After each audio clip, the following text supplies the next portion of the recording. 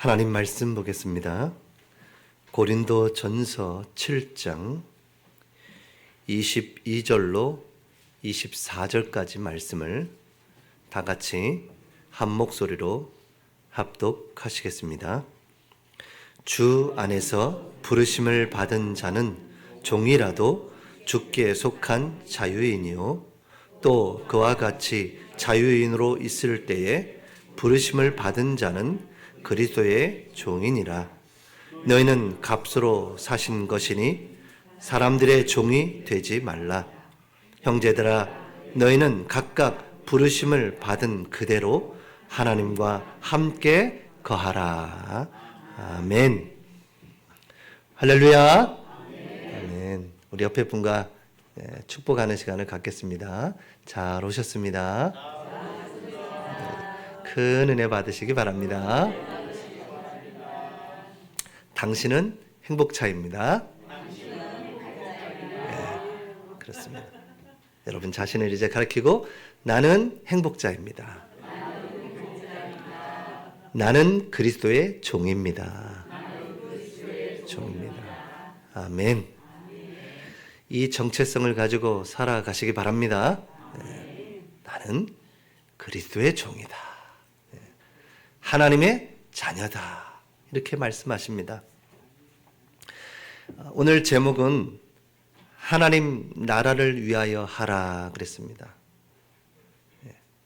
모든 것을 할 때에 무엇이 기준이 돼야 돼요? 하나님의 나라가 기준이 돼야 되는 겁니다. 우리가 이 땅에서 살아가는 동안에 우리가 어떻게 살 것이냐, 무엇하며 살 것이냐, 그 모든 기준이 바로 하나님의 나라인 것입니다. 그래서 우리의 중심이 이제 이렇게 하나님의 나라를 위하여 하라. 이 말씀대로 저와 여러분이 살아가야 될 것입니다. 오늘 이제 우리가 고린도전서 바울의 서신을 쭉 보고 오고 있습니다. 고린도 교회에 들어온 많은 세속적인 것들, 고린도 교회에 들어오는 세상의 누룩들, 단순히 그 고린도 교회에 들어온 것이 아니라 우리 속에 들어와 있는 세상의 누룩들, 그 누룩들로 인해서 지금 교회가 굉장히 흔들리고 있고 혼란스러워서 이 바울에게 편지도 보내서 물어보기도 하는 내용입니다. 오늘 7장 1절에 보니까 너희가 쓴 문제에 대하여 말하면 이렇게 나오죠. 그러니까 지금 바울에게 편지를 보내는 거예요. 지금 교회가 이렇습니다. 지금 7장 전체를 보면 결혼에 대해서 나오고요, 독신에 대해서 나오고, 또 너희들이 결혼하지 말고 성별하게 살아야 된다. 또 너희들이 아내와 남편을 버리지 말아라. 이런 얘기들이 지금 쭉 하는데, 바울이 정말 하고 싶은 얘기는 이런 상황들, 사건들이 중요한 게 아니라 너희들이 그 있는 그 자리에서, 그 처지에서 무엇을 위하여 어떻게 살아가야 하느냐, 그것이 중요한 것이라고 말씀하는 겁니다. 내가 상황이 이렇는데요, 내 남편이 안 믿는데요, 곧 예수님이 오실 것 같은데 내가 결혼을 해야 됩니까? 안 믿는 사람하고 결혼을 해야 돼요? 이런 질문들이 계속 교회 안에 일어나는 거예요. 그 당시 초대교회 당시 영지주의의 사상으로 인해서 자꾸 교회 안에 금욕적인 것, 또 영적인 것만 중요하고 육신은 필요 없다라고 하는 그런 사상들이 교회 안에 들어와서 이 결혼에 대해서 아주 죄악시하는 겁니다. 그 성에 대해서 너무너무 죄악시하는 거예요. 그러니까 결혼하기가 두려워.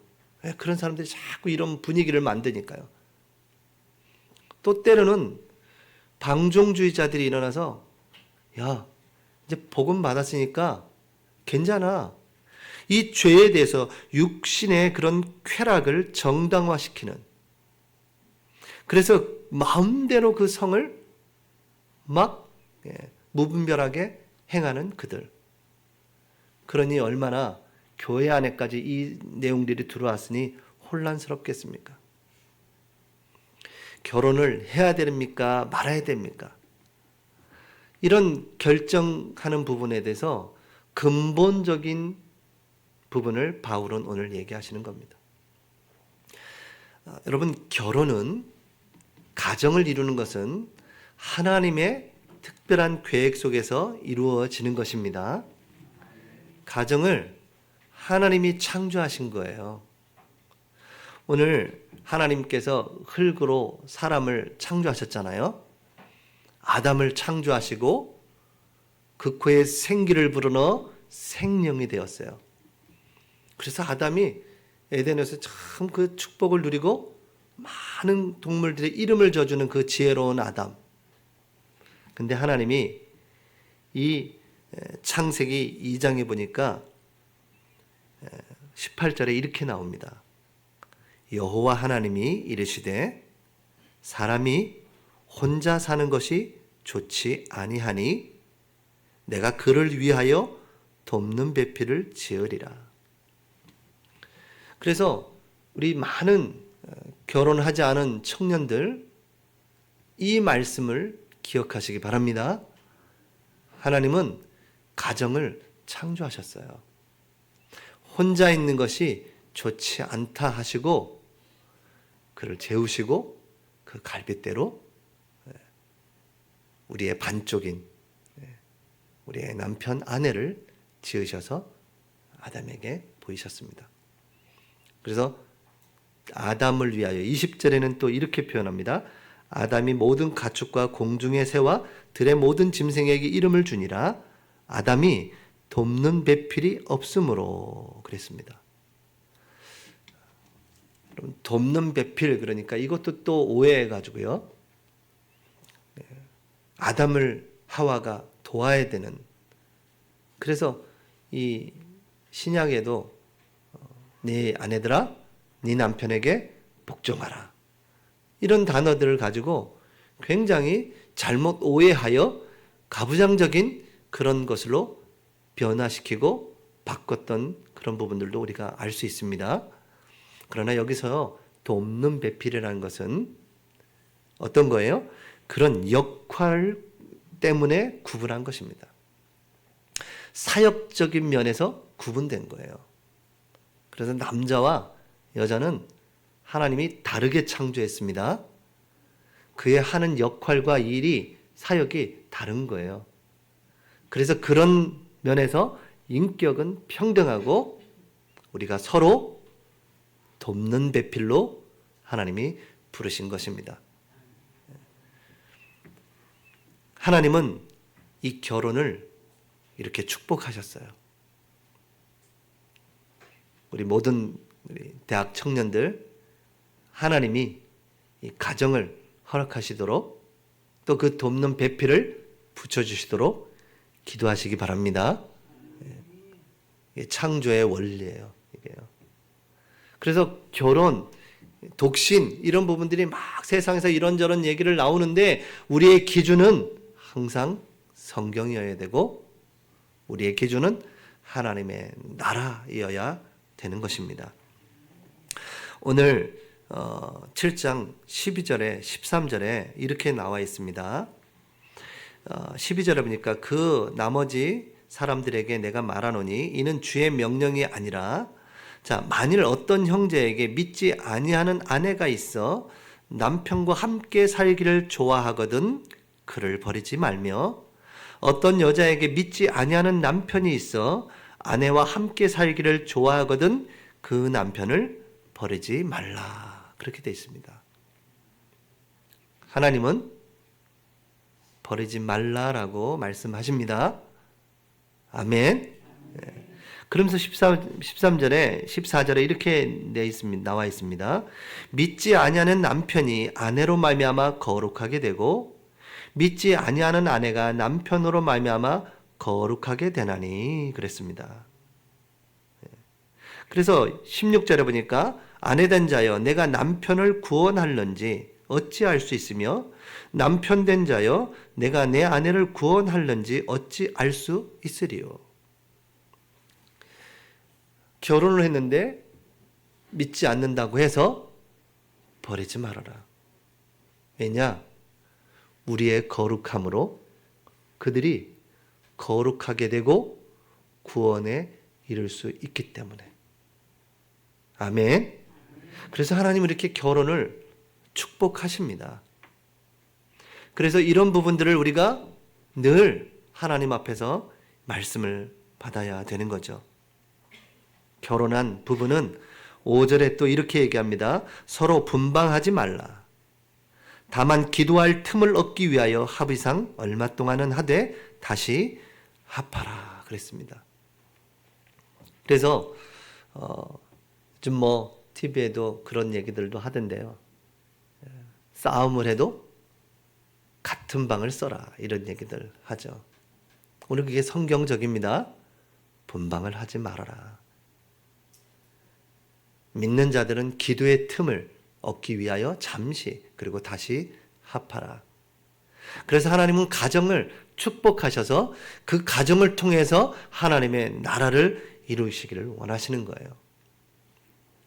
그러면 독신으로 사는 분들은 어떨까요? 그 독신으로 사는 분들에 대해서는 혼자 있는 것이 좋다라고 바울은 얘기합니다. 왜냐하면 주의 일을 염려함으로 몸과 그 영을 거룩하게 하나님을 드리기 위해서. 그렇다고 해서 결혼을 또 죄악시하지 않았죠. 근데 결혼을 하게 되면 아무래도 세상 일에 염려하고 내 아내를, 내 남편을 어떻게 하면 기뻐할 것인가 이런 생각들로 좀 나눠지기 때문에 이렇게 사역적인 면에서는 너희도 나와 같이 혼자 있는 것이 좋다라고 얘기하십니다. 또 이제 나이가 되어서 홀로 되신 분들 또한 억지로 이렇게 다시 가지라 하지 말고 복음을 위하여 하나님의 나라를 위하여 혼자 있는 것이 좋겠다. 이렇게 바울은 얘기하시는 겁니다. 그래서 모든 기준이 지금 일어나는 상황을 어떻게 해결할 것이냐, 이걸 어떻게 하면 이 문제를 잘 지혜롭게 할 것이냐 라고 사람들은 계속 물어보지만 성경은, 바울은 분명하게 얘기합니다. 하나님의 나라를 위하여 하라. 하나님의 백성이기 때문에 하나님이 무엇을 원하는지, 하나님이 원하시는 것이 무엇인지를 잘 분별하고 행하라 라고 말씀하시는 겁니다. 그래서 결혼이나 독신이나 다 죄가 아니다. 내가 이 땅에 사는 동안에 어떻게 살아가야 될 것이냐, 이것이 중요한 것이다. 그래서 저와 여러분은 이제 하나님의 백성으로서 그 백성에 맞는 삶을 살아가는 것입니다. 그래서 첫 번째 기억해야 됩니다. 하나님의 백성은 주 안에서 부르심을 받은 자라는 것입니다. 저와 여러분은 주 안에서 부르심을 받았습니다. 아멘이시죠? 그렇습니다. 하나님은 안 보이시는데요. 그런데 나는 알겠어요. 하나님이 나를 부르셨다는 게요. 예배가 드려지는 것이 너무 좋고, 하나님께 예배하고 찬양하는 것이 너무 좋고, 하나님 보이지 않는데 하나님께 기도하는 내 모습, 이 모든 것이 여러분은 모르지만 하나님이 여러분을 부르셨고 여러분 안에 거하시는 것입니다. 그래서 첫 번째 기억해야 되는 것은 내가 하나님의 주 안에서 하나님의 부르심을 받은 자라는 것입니다. 하나님의 나라에 대한 분명한 소명을 가지고 있으셔야 된다는 거예요.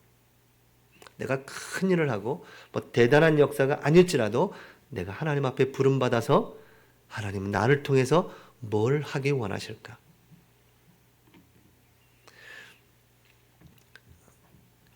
제가 이제 주일학교 예배를 인도할 때였어요. 영유아부, 태영 영유아부를 인도할 때인데요. 이제 그 태영 영유아부는 이렇게 의자가 아니고 바닥에 앉을 수밖에 없잖아요. 아기들이니까. 그래서 엄마들이 이제 아이를 안고 또 보따리를 들고 이제 막 오잖아요. 어떨 때 둘째가 있으면 이제 어떻게 해요? 하나는 업고 막 안고 보따리 들고 이걸 어떻게 이게 참 힘든 거 아니겠습니까? 그리고 문에 들어오실 때 신발을 어떻게 벗는지도 모르실 거예요, 아마. 정신없이 이제 오시는 거니까요. 근데 그 예배 시간에 권사님 한 분이 그렇게 특별하게 뭐 하신 것이 아니라 그 신발을 정리하시는 거예요. 이렇게 신발을 잘 정리해서 엄마들이 다시 나갈 때 편히 할 수 있도록. 첫째들은 들어오면서 신발을 가지런히 안 벗고 막 던지잖아요. 막 던지듯이 신발을. 그걸 또 딱 해가지고. 참 그분을 보면서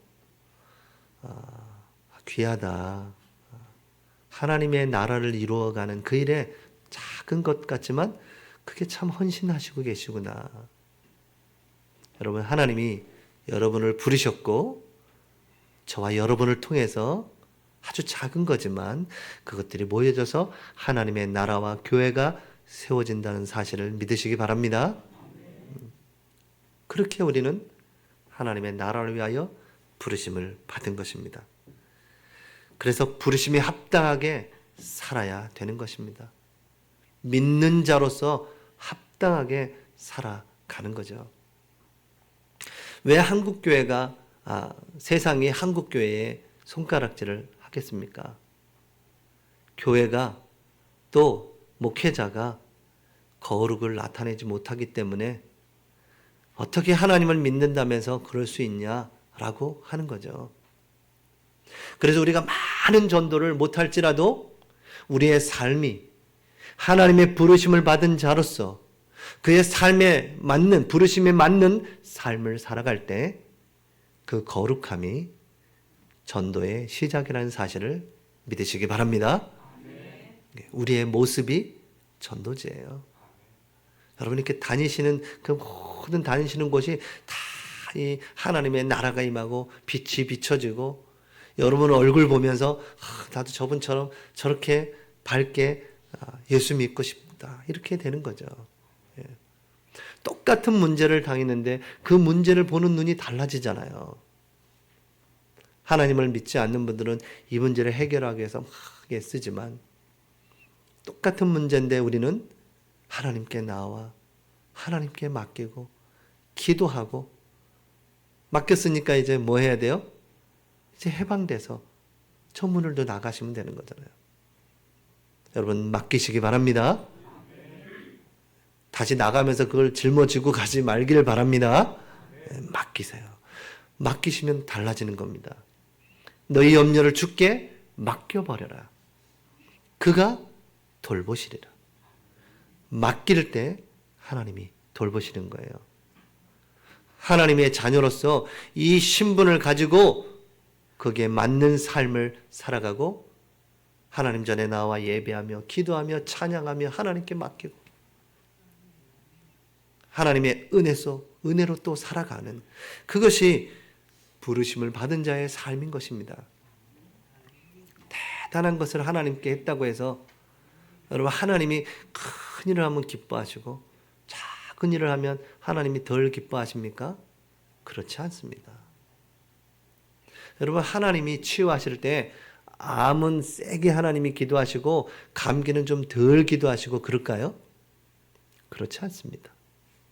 하나님의 말씀이면 어떤 문제, 어떤 질병도 다 해결될 줄 믿습니다. 우린 그 하나님을 믿는 거예요. 그 하나님이 우리 아버지입니다.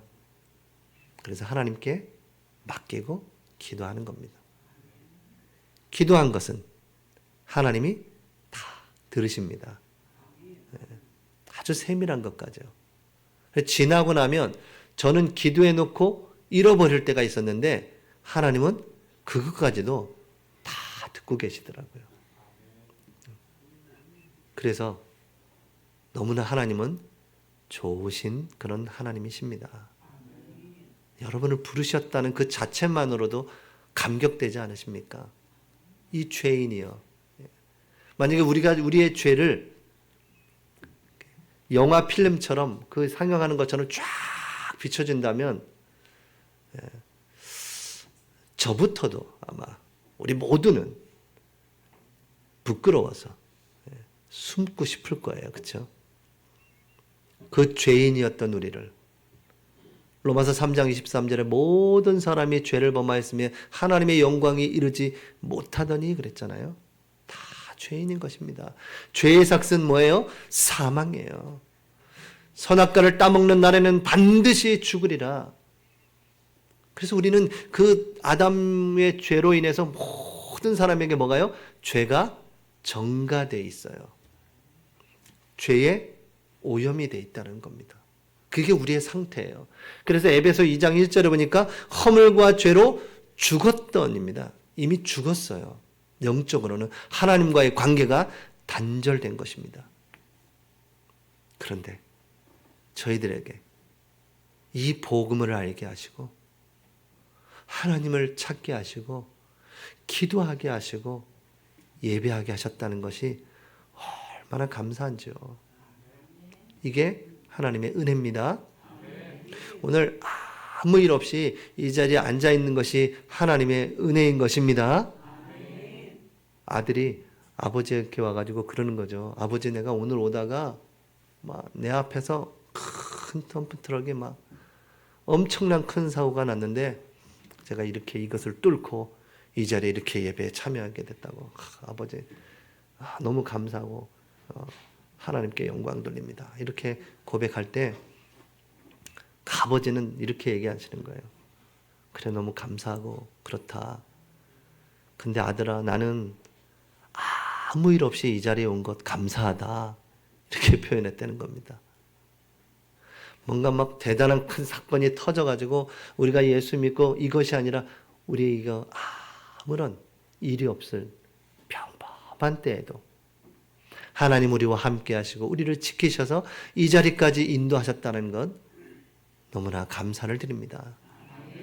그 부르심에 우리가 이 자리에 아멘으로 화답하고 와 있는 것입니다. 또 우리가 담대히 하나님 이름을 부를 수 있고 하나님 앞에 나올 수 있는 것은 오늘 말씀 주신 것처럼 예수 그리스도의 그 핏값으로 사신 바 되었다. 그 핏값으로. 그래서 레위기 17장에 보니까 11절에 육체의 생명은 어디에 있어요? 피에 있잖아요. 그래서 죄로 말미암아 죽어야 되는데 대신 네 목숨이 죽어야 되는데 그 죽어야 되는 대신에 예수님이 오셔서 십자가에 피 흘려 죽으심으로 하나님의 그 사랑과 공의를 완성하신 겁니다. 반드시 핏값이 있어야 되는 거예요. 그래서 예수님이 피 흘려 죽으신 겁니다. 그래서 우리는 예수 그리스도의 십자가를 붙잡는 순간 하나님의 나라에 그가 말씀하신 대로 길이요 진리요 생명으로 우리를 인도하게 되는 겁니다. 이 얼마나 큰 축복입니까? 모든 사람은 영원히 이곳에 있지 않습니다. 다 유한한 존재예요. 우리 젊은 대학 청년들, 어린 아이들은 잘 모르죠. 뭐 죽음에 대해서 생각을 잘 안 하니까요. 근데 50이 되고 60이 되고 70이 되고 나이가 들수록 한 번 더 생각나게 되는 겁니다. 그런데 우리의 인생이 황혼이 찾아올 때 우리가 돌아갈 곳이 없다면 얼마나 비참할까요? 돌아갈 곳이 없어요. 그래서 저는 전인권 씨의 그 사랑한 후에라는 그 가사가 인생의 그런 자기 인생의 스토리를 말해주는 것 같고 그 사람이 거기에서 돌아갈 곳이 없는 자신의 모습이 비춰지면서 인생이 막 슬퍼지는 거예요. 긴 하루를 지나고 해질 언덕에 친구들하고 막 이렇게 놀던 친구들이 하나둘 돌아가는데 나는 왜 여기에 서 있나? 라는 가사예요. 나는 왜 여기에 서 있나? 근데 그 가사가 인생의 전체 인생을 얘기하면서 이제 우리가 해결할 수 없는 죽음을 맞이했을 때 어디로 돌아갈 수 없는 그 인생, 그거에 대해서 이제 막 부르는데 화면을 쫙 비춰주는 거예요. 그 앉아있는 그분들에게 비추는데 전부 다들 눈물을 툭툭툭툭 흘리더라고요. 돌아갈 곳이 없으니 허무한 인생. 솔로몬이 뭐라 그래요? 헛되고 헛되며 헛되고 헛되니 모든 것이 헛되도다. 다윗은 그렇게 얘기합니다. 우리도 우리 조상들과 같이 주님 앞에 이방 나그네요 거류민이라. 나그네와 같은 삶을 사는 거예요. 세상에 사는 날이 그림자와 같고 희망이 없도다. 다윗이요. 그러니까 세상 사는 건 다 뭐라고요? 그림자와 같다는 겁니다. 원래 이제 본향이 있는 거예요. 우리는 그 돌아갈 본향이 있는 것입니다. 아멘. 우린 그래서 그 소망을 가지고 살아갑니다. 그 시작이 부르심이에요. 이게 내가 열심으로 된 것이 아니라 하나님이 우리를 부르신 것입니다.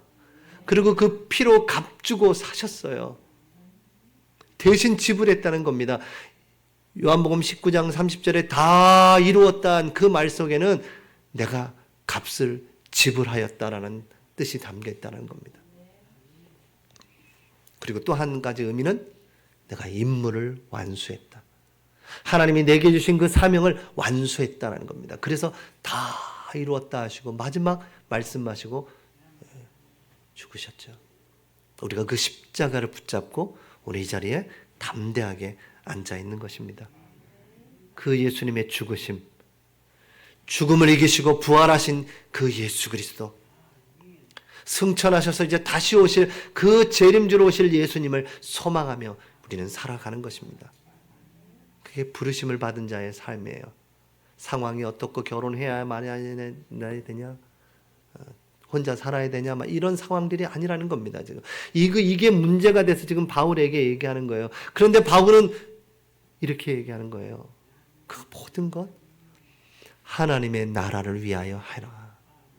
하나님의 나라에 합당한 대로 하는 것이 우선이다. 첫 번째는 너가 하나님의 부름을 받은 자 아니냐라고 말씀하는 겁니다. 그래서 너희는 두 번째 기억해야 될 것은 사람의 종이 되지 말고 그리스도의 종이 되라.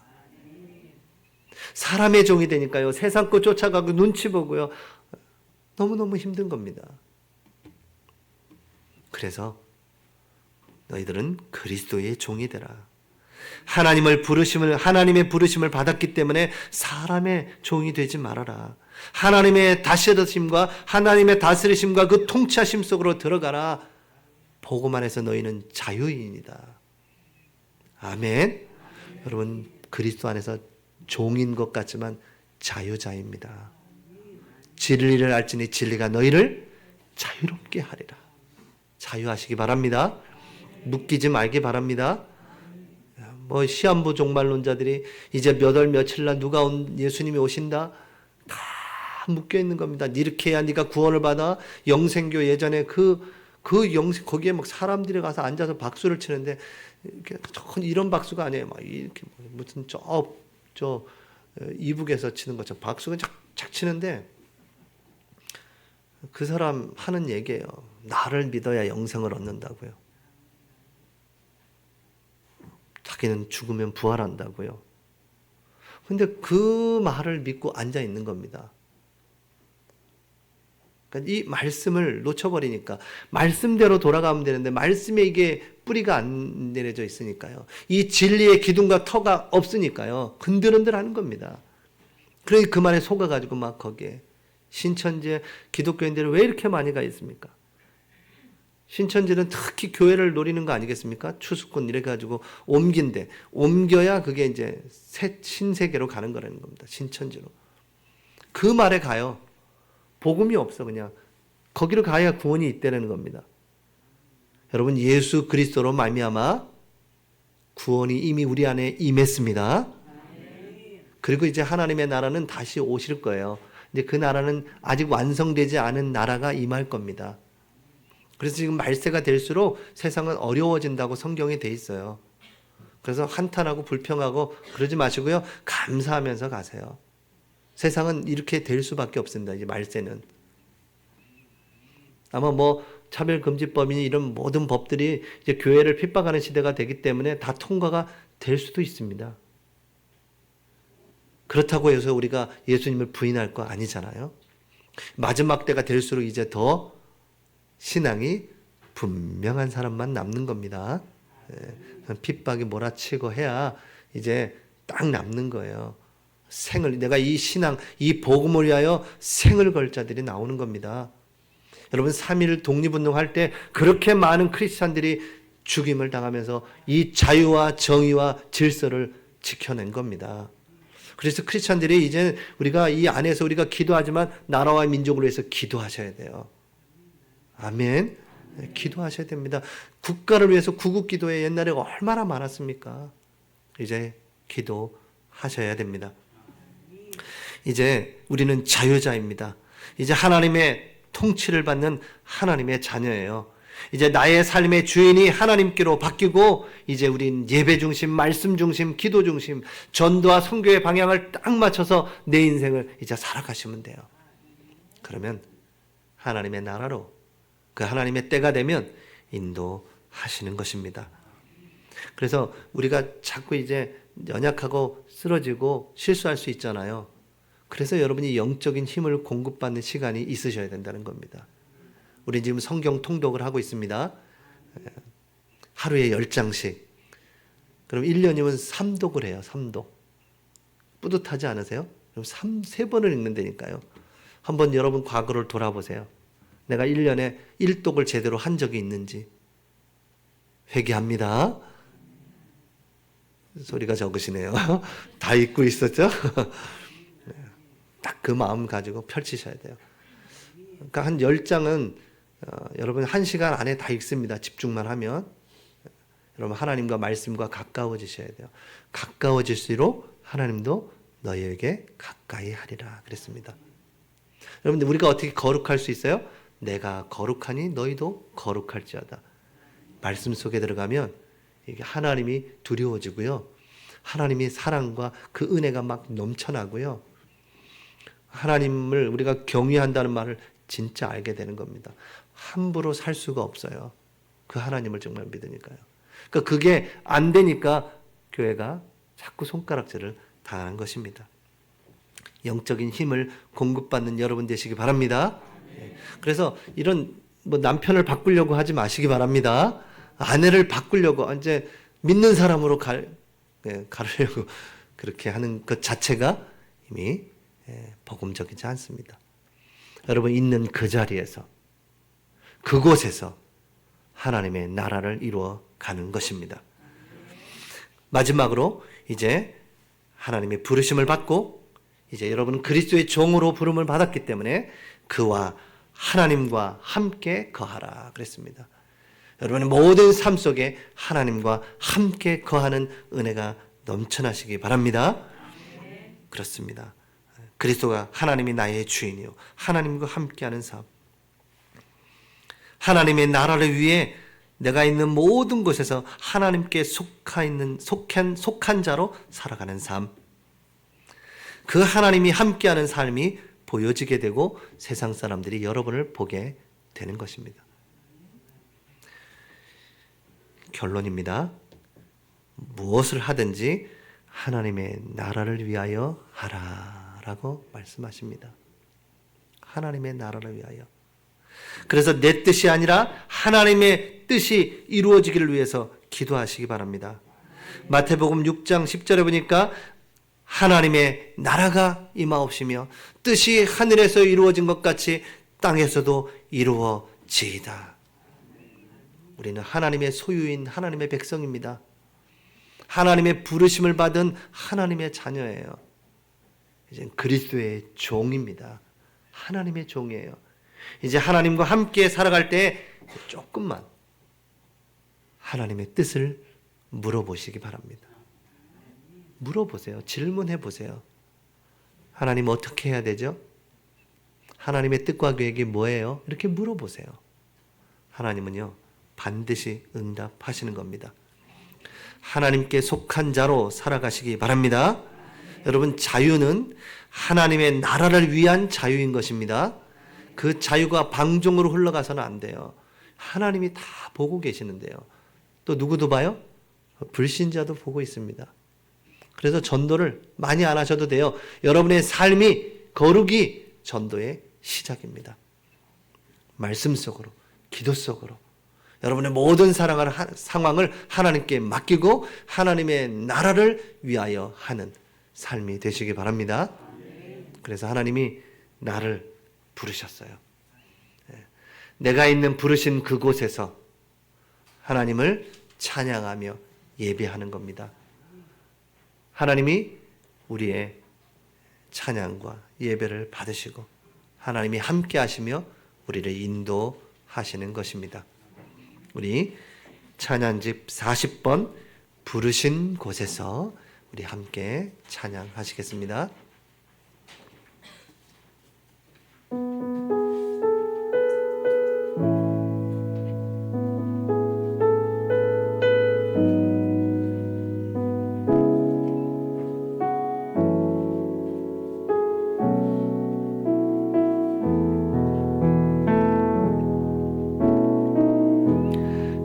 따스한 성령님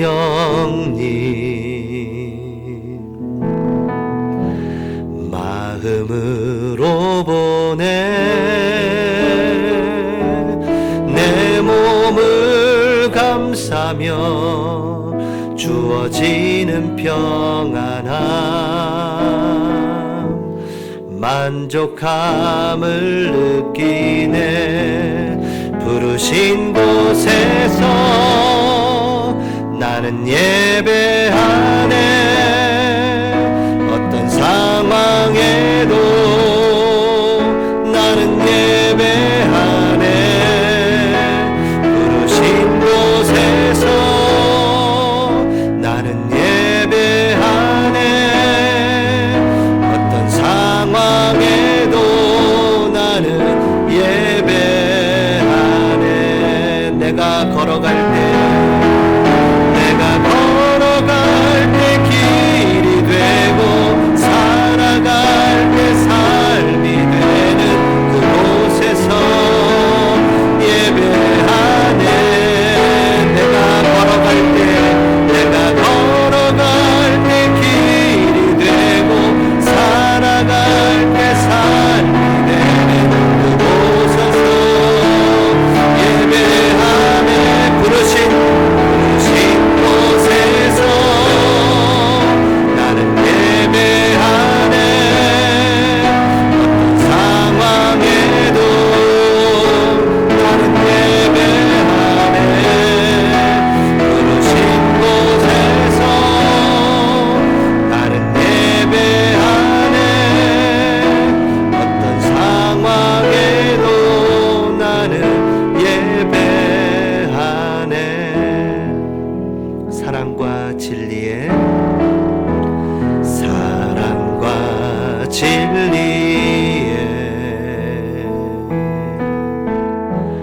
한 줄기 빛보네 내 몸을 감싸며 주어지는 평안함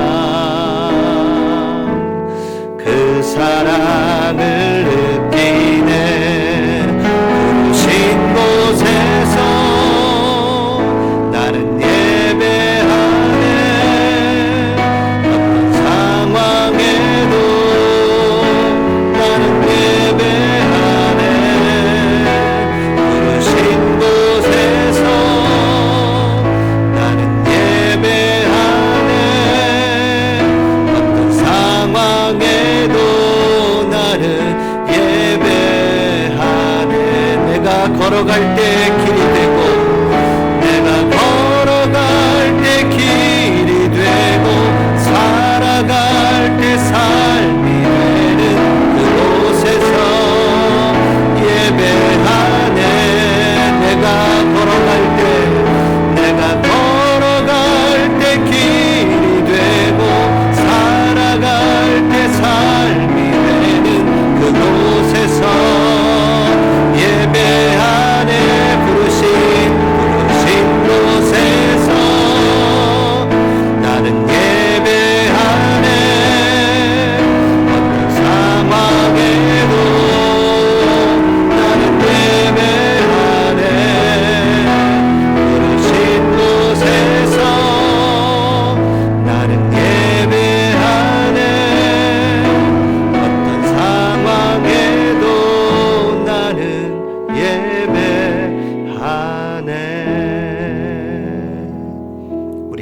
말씀 붙잡고 잠시 기도하겠습니다.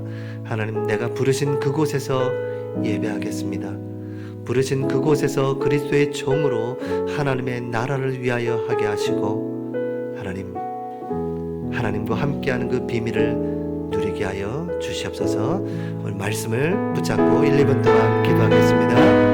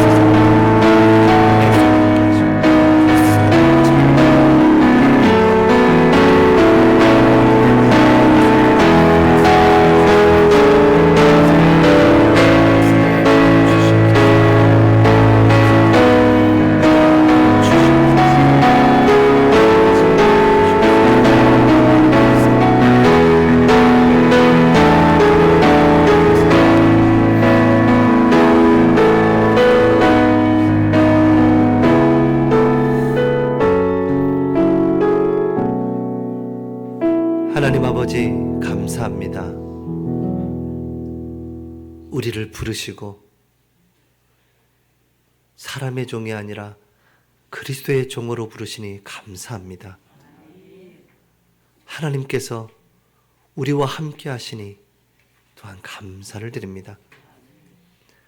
하나님께 속한 자로서의 삶을 살아가게 하시고 하나님의 뜻과 계획을 이루는 삶을 살게 하여 주시옵소서. 진리 안에서 참 자유자로 살게 하여 주시옵소서. 그래서 우리를 보는 많은 영혼들이 주께로 돌아오는 역사 있도록 은혜 내려 주시옵소서. 살아계신 주 예수 그리스도의 이름으로 기도하옵나이다. 아멘.